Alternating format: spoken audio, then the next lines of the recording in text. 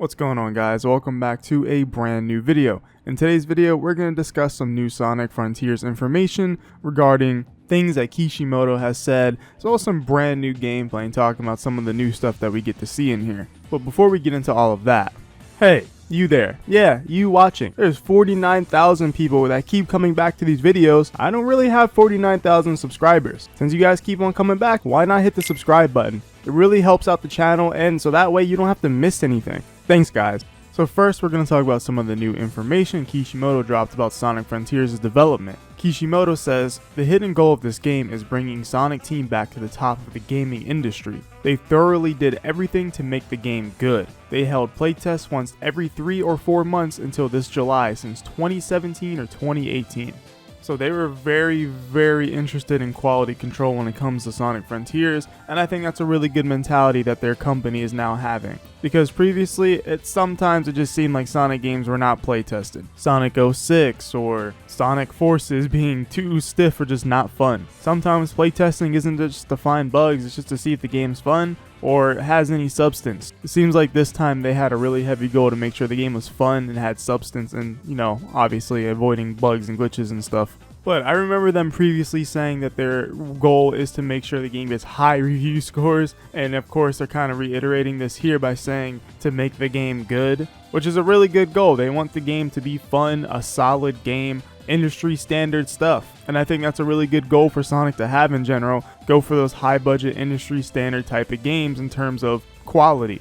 And I know everyone kind of slanders Kishimoto, but honestly, I can't always blame directors for everything when it comes to games, because director roles don't really impact every single detail of the game in the way people think they do. It's kind of like back when people would blame Iizuka for everything when it really wasn't always on him for things being the way they were. A director is supposed to oversee and make sure things are running smoothly, not necessarily the little tiny details for everything unless they get that hands-on. Producers are the ones that are a lot more hands-on with the game, and the director above the producer makes sure that everything goes well with that producer and the entire team. Honestly, that's their main goal, and they kind of set the vision in a way. So I'm sure it's probably Kishimoto's idea or someone on his team's idea, obviously, to make an open world game, and he kind of forwarded that idea.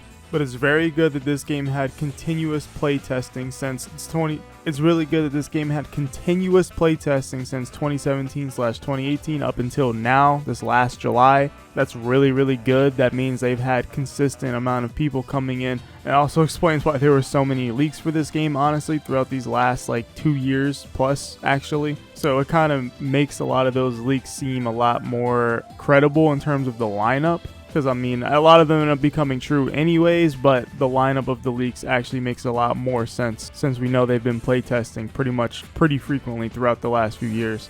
But that's about it for the Kishimoto stuff. But now we also have some brand new gameplay that you've probably been seeing in the background. It has some of the new crispier footage. Honestly, that first footage we got was very crusty. That was another thing about it. It looked low quality and crusty, and it was really hard to tell some things about the game. But the game looks great, honestly, in motion in that smooth, silky 60 FPS. It looks nice. The colors look nice. I think the game looks good. But this footage also gives us a new peek at the new cyberspace stage, which is Chemical Plant. And we've kind of seen it before, but now we get to see it in HD quality, and it's kind of built like, a chemical plant from Sonic Generations almost to a T, so that's interesting about it. They beat the stage in 58 seconds, and they got an S rank, which is funny about the stage. But yeah, cyberspace, I don't know. I still feel a little mixed on it. Apparently, people that got to try it say that the controls are a little whack in cyberspace, and he doesn't exactly control how he does in the open world, and it's kind of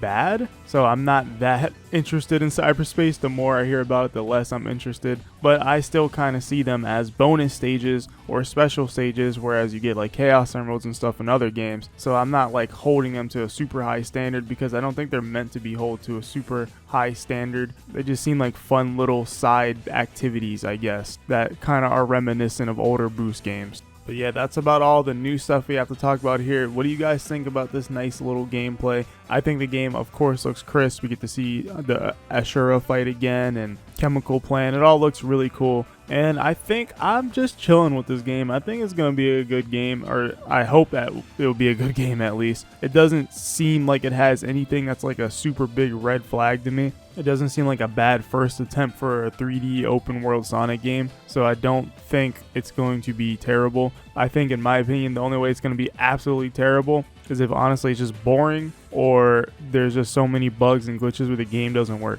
But so far it doesn't look boring. Like I've played so many different kinds of games where like I'm not only relying on Sonic to give me specific things, if that makes sense. And so far it just looks like it'd be a decent game. I'd probably rather play this than like the last 5 Assassin's Creed games. But that's about it for today's video. If you guys enjoyed, make sure you subscribe and hit the like button. And like always, I'll see you in the next one.